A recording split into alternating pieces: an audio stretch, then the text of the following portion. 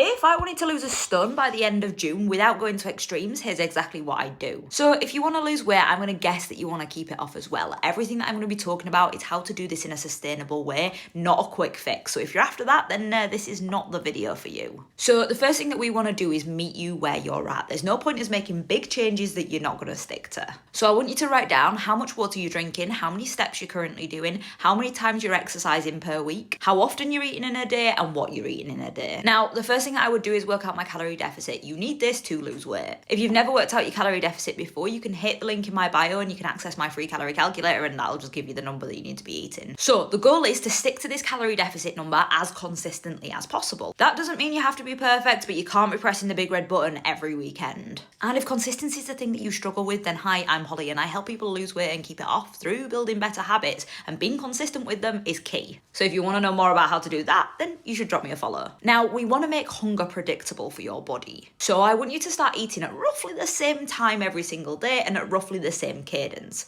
I like 3 meals and 1 snack. Next up, let's talk about exercise, starting with steps. Add 1,000 steps to what you're currently doing. Nothing crazy, that's just an extra 10 minutes of walking. Now I want you to add in 1 weight session per week. This can be at the gym or at home, it doesn't matter. The goal is to get you up to 3 times per week, but if you're currently doing none, the goal is 1. Remember, we're meeting you where you're at. Finally, let's make it crystal clear to your body that it's going to have enough water, so we want to make sure you are de-pruned by adding in an extra 500 ml to what you're already doing. For most people, landing somewhere between 2 litres and 3 litres per day is fine. Reassess these habits every single week. If you're absolutely nailing them, then you might be able to push them up that little bit more. But if you're not, focus on being consistent with them first.